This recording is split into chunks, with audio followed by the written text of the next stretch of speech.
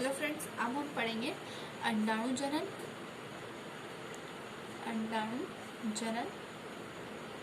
या oogenesis। oogenesis या अंडाणु जनन। तो जो अंडाणु जनन है ये क्रिया क्या है? तो सबसे पहले हमें अंडाणु जानना होगा। अंडाणु क्या है? अंडाणु फीमेल गैमेट है। फीमेल गैमेट, इंसानों में फीमेल गैमेट है अंडाणु या ओवम। ये जो फीमेल गैमेट है ये कहाँ बनता है? गोनेट में, फीमेल गोनेट में। और फीमेल गोनेट क्या है? अंडाशय या ओवरी। तो जो फीमेल गोनेट है अंडाशय या ओवरी, उसमें अंडाणु के निर्माण की क्रिया या ओवम के निर्माण की क्रिया oogenesis या अंडाणु जनन कहलाती है। और जो अंडाणु जनन है ये अंडाणु का निर्माण अंडाशय में तो होता है, लेकिन किससे? तो अंडाशय की प्राथमिक जनन कोशिका से। प्राथमिक जनन कोशिका या प्राइमरी जर्म सेल से, यानी फीमेल गोनेट अंडाशय या ओवरी में की प्राथमिक जनन कोशिका से अंडाणु या ओवम के निर्माण की क्रिया अंडाणु जनन या oogenesis कहलाती है। जो अंडाणु जनन है ये क्रिया मादा में, जब मादा का भ्रूण यानी जब मादा अपनी माता के भ्रूण में, गर्भ में होती है भ्रूण के रूप में, जब वह 6 माह की होती है भ्रूणी रूप में, जब मादा भ्रूण 6 माह का होता है तब से उसमें अंडाणु का निर्माण शुरू हो जाता है। अंडाणु का निर्माण तो तभी से शुरू हो जाता है, लेकिन जब मादा 11 से 15 वर्ष की होती है तब उसमें उनका परिपक्वन शुरू होता है। यानी निर्माण तो 6 माह की अवस्था से ही शुरू हो जाता है, लेकिन उनका परिपक्वन कब होता है? 11 से 15 वर्ष तक। और ये कब तक चलता है? 45 से 55 वर्ष की 45 से 55 वर्ष की आयु तक चलता है।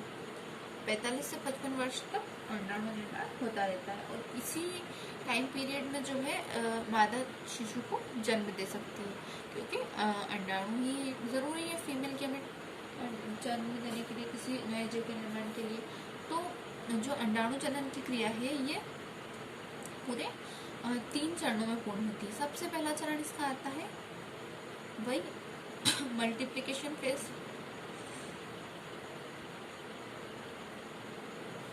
मल्टीप्लिकेशन फेज या गुणन अवस्था। दूसरा आता है इसमें ग्रोथ फेज या वृद्धि अवस्था। और तीसरा आता है मैच्योरेशन फेज या परिपक्वन अवस्था। इन तीनों अवस्थाओं में जो है प्राथमिक जनन कोशिका से अंडाणु का निर्माण हो जाता है। तो हम सबसे पहले देखते हैं, चलो हम इस तरह से समझ लेते हैं। सबसे पहली स्टेप हम देखते हैं। मान लीजिए यह है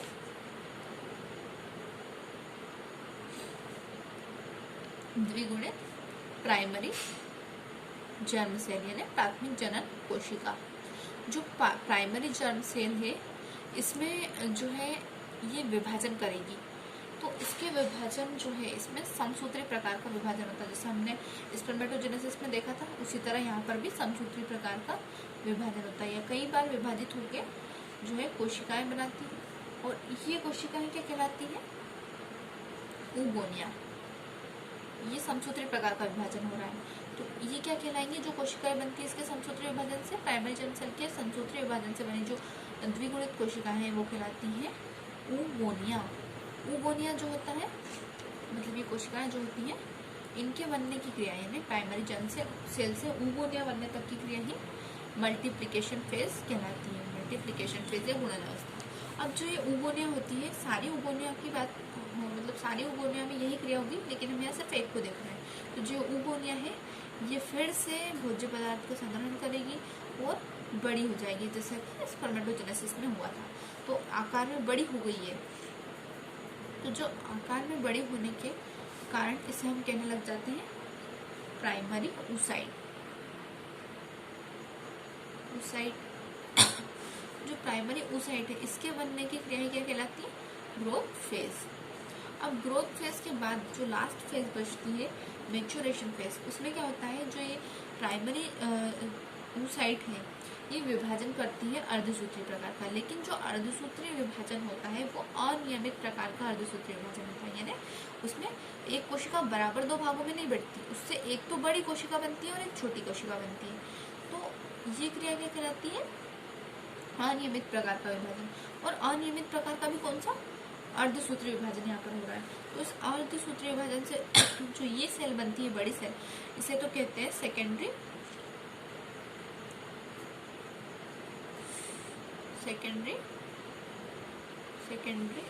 oocyte, और जो ये छोटी कोशिका बनती है इसे कहते हैं पोलर बॉडी। अब फिर से इन दोनों कोशिकाओं में विभाजन होगा। अब जो ये सेकेंडरी oocyte है ये फिर से विभाजन करती है और इससे फिर जो है एक कोशिका बनती है बड़ी, इसमें फिर से, लेकिन अब जो विभाजन हो रहा है वो समसूत्रीय प्रकार का अनियमित प्रकार का विभाजन है, लेकिन है अनियमित प्रकार का ही, लेकिन पहले समसूत्रीय हुआ था, पहले अर्धसूत्रीय हुआ था और अब समसूत्रीय प्रकार का विभाजन होगा।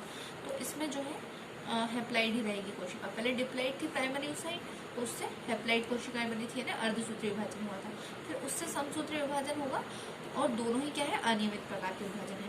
तो अब इस समसूत्रीय विभाजन से सेकेंडरी oocyte जो है, इसमें जो समसूत्रीय अनियमित प्रकार का समसूत्रीय विभाजन हो रहा है, इससे दो कोशिकाएं बन रही है। उसमें जो ये कोशिका बनती है इसको देखते पहले, ये है पोलर बॉडी, ये भी पोलर बॉडी है। अब जो है जो ये छोटी पहले वाली जो पोलर बॉडी थी, इसमें भी विभाजन होगा, तो इससे दो पोलर बॉडीज बन जाती है। इसमें भी समसूत्रीय प्रकार का लेकिन नियमित प्रकार का विभाजन होता है। छोटी कोशिका से छोटी ही कोशिका बन रही है बराबर आकार की, तो इसमें क्या है, नियमित प्रकार का समसूत्रीय विभाजन होता है, और नियमित प्रकार के समसूत्रीय विभाजन से पोलर बॉडी बन जाती है। तो यहाँ पर टोटल कितनी पोलर बॉडी हो गई, 1, 2 और 3, ये तीनों पोलर बॉडीज जो होती हैं, जो ये सेल बनी है सेकेंडरी oocyte के अनियमित प्रकार के समसूत्रीय विभाजन से जो ये सेल बनी है, इस सेल को पोषण देने के लिए, ये सेल क्या है, यही हमारा जो है ओवम है या अंडाणु है, इस अंडाणु को पोषण देने के लिए ये तीनों सेल्स जो बनी है ये नष्ट हो जाती है और इसे पोषण प्रदान कर देती है। तो इस प्रकार से जो प्राइमरी oocyte है उससे ओवम तक की जो बनने की क्रिया है वो है मैच्योरेशन फेज। तो मैच्योरेशन फेज में जो है हमारी प्राइमरी oocyte थी, उसने यहाँ पर थोड़ा सा कंफ्यूज हो जाते हैं बच्चे, तो थोड़ा ध्यान देना कि जो प्राइमरी oocyte थी वो डिप्लाइड थी, उसने अर्धसूत्रीय विभाजन किया, लेकिन कैसा, अनियमित प्रकार का, और उससे दो हेप्लाइड कोशिकाएं बनी, एक बड़ी और एक छोटी। जो छोटी कोशिका बनी उसे कहते हैं पोलर बॉडी, उसने फिर से विभाजन किया, लेकिन वो अब सुधर गई, उसने नियमित प्रकार का विभाजन किया, और नियमित प्रकार का समसूत्रीय विभाजन करने से दो कोशिकाएं बनी जिन्हें हम पोलर बॉडी कहते हैं। फिर जो बड़ी कोशिका बनी थी विभाजन से, किसके, प्राइमरी oocyte के अनियमित प्रकार के विभाजन से, अर्धसूत्रीय विभाजन से, उसे कहते हैं सेकेंडरी oocyte। वो सेकेंडरी oocyte क्या करती है, फिर विभाजन करती है, लेकिन अब जो इसमें विभाजन होता है वो भी अनियमित प्रकार का ही होता है, लेकिन वो समसूत्रीय होता है। तो अनियमित प्रकार का समसूत्रीय विभाजन करके जो है दो कोशिकाएं बनती है, दोनों हेप्लाइड होती है। जो छोटी कोशिका बनती है उसे फिर पोलर बॉडी कहते हैं, और जो बड़ी कोशिका बनती है वही हमारा ओवम होता है। तो ये जो तीनों पोलर बॉडीज बनती हैं ये जो है हमारे ओवम को पोषण देने के लिए नष्ट हो जाती हैं। इस प्रकार से एक प्राइमरी oocyte से एक ओवम और 3 पोलर बॉडीज बन जाती है। तो ये क्रिया क्या कहलाती है, अंडाणुजनन या oogenesis।